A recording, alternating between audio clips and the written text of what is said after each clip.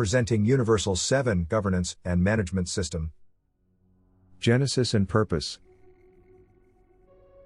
I call it Universal 7 Governance and Management System. This is the logo I designed. I will explain what it is, but I want to begin by going through the past 75 years of history. During this time, we arrived to the digital era, to the internet and social networks. A world of possibilities opened up, here for the taking, but it appears that science advanced much faster than popular knowledge. We live in an ignorant democracy that is preventing us to go full speed ahead towards a better future for all. We are all part of this dysfunctional democracy, and my job is to show you the alternative reality that is being ignored. There is a good example of something like this happening. Nobody asked for an iPhone because nobody knew it was possible, until Steve Jobs showed us one. The same thing is happening to us today in Mexico. We do not demand a better government because we do not know what is possible. And the guy in charge least of all. He wants to take us back 75 years into the past. Do you know who this person is? What is his name? What did he do? Do you recognize this person? Can you tell me what he did for all of us? I'm going to give you a hint. This photograph shows both of them together. They were compadres, very close and trusted friends.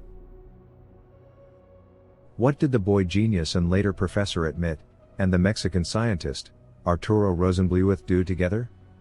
Rosenblueth suggested they both get involved in studying more about the idea of information feedback.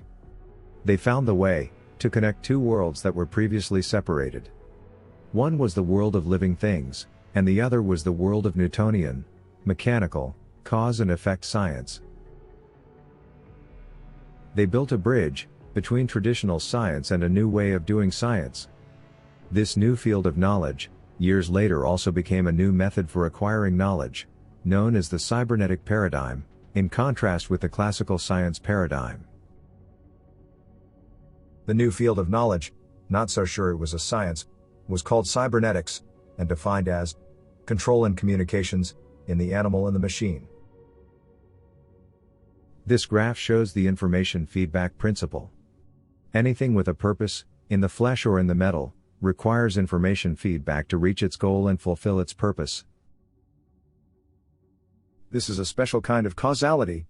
The symbol for circular causality is a snake or a dragon eating its own tail. It stands for the complexity of life. Now, who is this person? What is his name? What did he do? His name is W.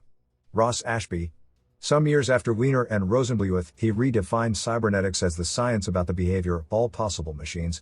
He expanded cybernetics to cover every type of machine, real or imagined, as long as it changes in a repeatable fashion. Science is interested in things that are repeatable.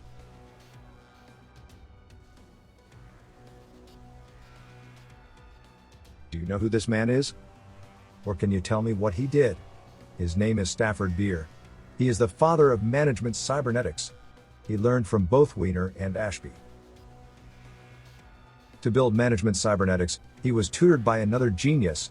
His name Warren McCulloch, who in the 1940s was researching how the human brain and the neurons work and form networks that process information. This other person is none other than John von Neumann. He was a co-creator of computers with programmable memory and a big influence on the birth of cybernetics. It was these guys that created what seemed to be impossible. So in a way, Stafford Beer put together the ideas and discoveries and inventions of these four scientists, better called cyberneticians, and mixed some of his own experience to create management cybernetics. Stafford Beer provided a third definition of cybernetics. His definition, the science of effective organization. It focuses on control and communications in business and government. He combined what he learned from McCulloch's research on the brain with Ashby's laws of control. Actually, his viable system model began with businesses and extended to any organization capable of an independent existence. Borrowing from Beer and Ashby, here is the basic unit of a viable system. An operation with its management, and both of them immersed in a relevant environment. All three, in turn, are located in an overall environment. It makes a big difference if your company is in the US, or in Mexico, or in India. To be viable means to succeed in the environment your company is in. The viable system model is a direct application of Ashby's law of requisite variety. This same two-way control loop is applied many times throughout every communication channel in the model. The viable system model starts with the three elements connected by these control loops. As you can see again, an operation acting on a relevant environment and itself controlled by a management unit. Shown here is an indication on how Ashby's law of requisite variety applies in each of these two connections. Management is a two-step process. Management controls the operation, and in turn, the operation controls the relevant business environment. The key to overall control is a balance in both circular feedback loops. According to Ashby's law, to achieve control, the regulator must match the variety of the controlled system. Control variety must have requisite variety in each of the two steps. Balance is achieved by amplifying control variety and filtering perturbance variety. Not everything that happens in the business environment is relevant to every business corporation. Depends on its identity. Shown here is how the viable system model emerges from the structure of the human nervous system as it is projected to a real-life business situation. Several individual operations are parts that come together to become a higher-level viable system. Therefore, the viable system model follows the way nature tackles complexity.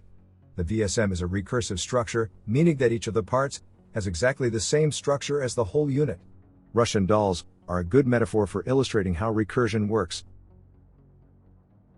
There have been innumerable applications of Stafford Beer's viable system model. The most notable is, of course, Stafford Beer was invited by Fernando Flores, who collaborated with President Allende to create a real-time management system for the social economic sector of the Chilean economy. The effort was cut short by the military coup and Allende's suicide. After learning of the Cybersyn project, described in his book Platform for Change, I sought Stafford in 1980, and we became friends. Together, we tried hard to implement a similar project in the Mexican government. We were given access to many government departments, but nothing happened. Resistance to change requires a strong leader to overcome it. The people that opened the door for us did not have it. After almost a year, they shut it, and hardly paid anything for our time. After almost a year in Mexico, Stafford left. The year was 1983. His memorandum to Mexico's president turned out to be an omen about Mexico's dim future, because of the rampant corruption.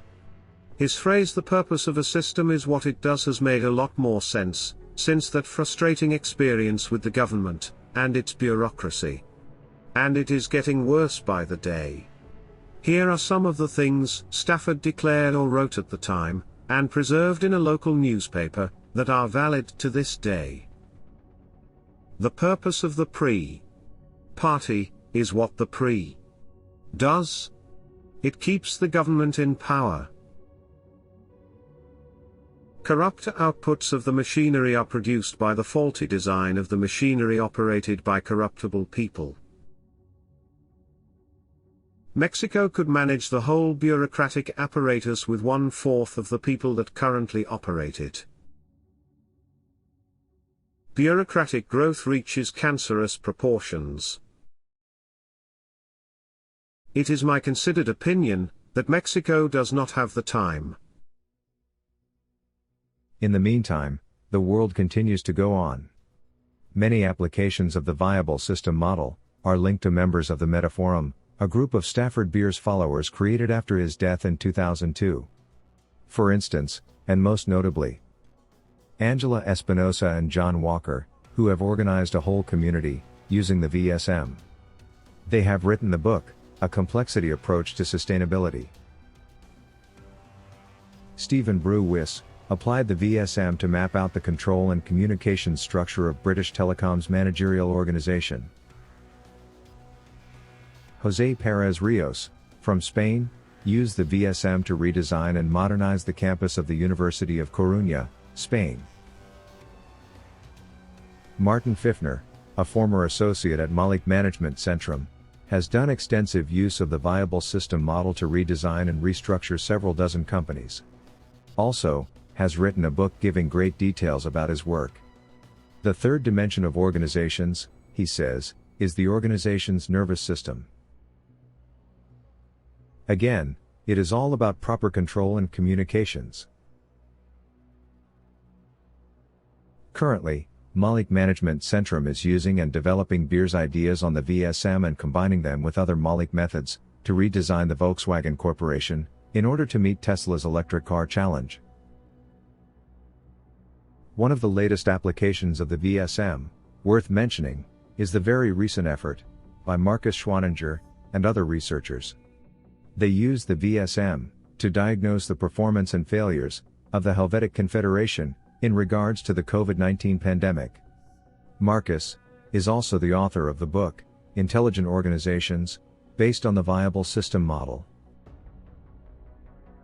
Why did I create the Universal 7 Governance and Management System? It is certainly based on Stafford Beer's Viable System Model, but it is easier to explain to people, in business and government. I have evolved the Universal 7 Governance and Management System from Stafford Beer's VSM. Universal 7 stands for the 7 systemic functions that must work together in any human goal-seeking organization, viable or not. I have added security and substituted sporadic audits with an error detection channel. I wanted to be up to date with the current supervision capabilities that people with an iPhone have. Also, this shows the location of the administration of justice in all models of constitutional government. This is how the 7 systemic functions of a governance or management system work together. It must be recognized that each one is influenced by the rest. For instance, security and identity will leave their mark everywhere, as other functions are active. So what can we do with U7? One amazing and surprising fact is that the Universal 7 model describes a nation-state in the same way a jurist does. You have 3 elements: a territory, its people, and a government. At this first level, we are describing the constitutional setup of the United States, with the Constitutional Convention as a long-term adaptation organ. This model describes the power structure of the United States pretty well, where now Congress dictates laws that the executive must abide by, and the administration of justice is an error detection and correction information channel. Here, the viable entities of the economy are shown with their names in Spanish, but given the Latin roots, they are easy to figure out. As you can tell, this is the same model, used at different recursion levels. The names of the operations change, but the structure is the same. A scan or mapping, or structural audit of the current system using the U7, allows us to identify 1. Every basic function. 2. The communication channels that connect them. 3. This guarantees an exhaustive mapping, if needed.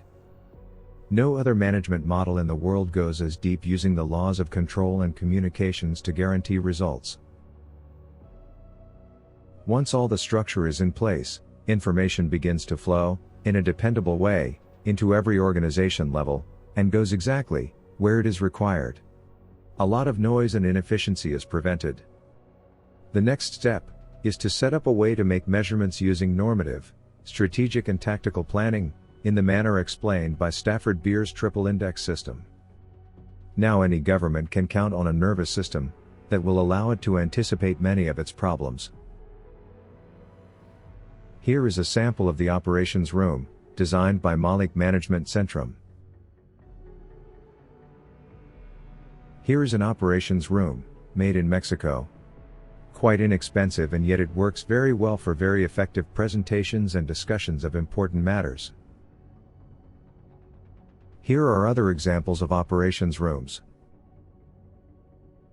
The key to an operation room is in the software and the reliability of the network.